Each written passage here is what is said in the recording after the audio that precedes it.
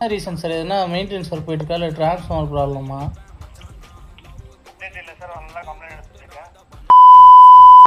Current off ஆன கதையை சொல்கிறதுக்கு முன்னாடி இன்னைக்கு என்னாச்சுன்ற கதையை நான் சொல்லிடுறேன். ஃபஸ்ட்டு வந்து பார்த்திங்கன்னா காடுகள்கிட்ட ஒரு 2 ப்ராடக்ட் நாங்கள் ஆர்டர் பண்ணியிருந்தோம். அது என்னன்றதை ஃபஸ்ட் நம்ம அன்பாக்ஸ் பண்ணிடலாம் வாங்க.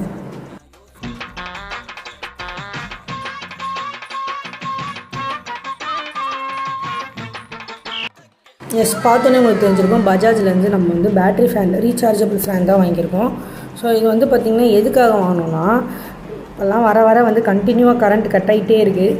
நைட்டில் கிட்டத்தட்ட வந்து மினிமம் வந்து ஒரு 4 ஹவர்ஸ் அந்த மாதிரி கரண்ட் கட் ஆகுது. ஸோ அதனால் வந்து குழந்தெல்லாம் தூங்கிறதுக்கு ரொம்ப கஷ்டமாக இருக்குன்றதுனால இதை நாங்கள் ஆர்டர் பண்ணியிருந்தோம். மொத்தமாக இதில் வந்து பார்த்திங்கன்னா ஒரு 3 ஸ்பீட் ஆப்ஷன் கொடுத்துருக்காங்க. ஃபஸ்ட்டு வந்து கொஞ்சம் ஸ்லோவாக, செகண்ட் மீடியம், தேர்ட் வந்து கொஞ்சம் நல்ல ஸ்பீடாக போகும் அப்படின்ற மாதிரி கொடுத்துருக்காங்க. அப்புறமா வந்து பார்த்திங்கன்னா எமர்ஜென்சி லைட் கொடுத்துருக்காங்க. அதுவும் இல்லாமல் இந்த ஃபேன் வந்து 4 ஹவர்ஸ் பேக்கப் வரும் அப்படின்னு சொல்லியிருக்காங்க.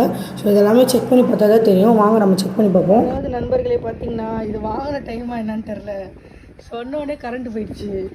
இங்கே படுத்துற நிமிஷம்னால தாங்க முடியலையே. பவர் பேங்க்லலாம் சார்ஜ் கனெக்ட் பண்ணி சரி இந்த ஃபேனை போட்டு கொண்டாட உட்காரலான்னு உட்காந்துட்ருக்கோம். அப்போ எவ்வளோ நேரம் தான் கரண்ட் வரத்துக்கு. சங்கீத ஸ்வரங்கள் ஏழே கணக்கா இன்னும் இருக்கா எந்தவோ மயக்கம்.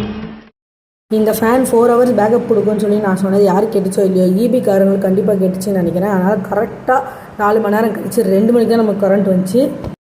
எல்லோரும் போயிட்டோங்க கரண்ட் வந்துச்சு, நானும் தூங்க போகிறேன். அப்புறம் இதுக்கும் காரணம் அண்ணன் சொல்லிட்டு வந்துடாதீங்க.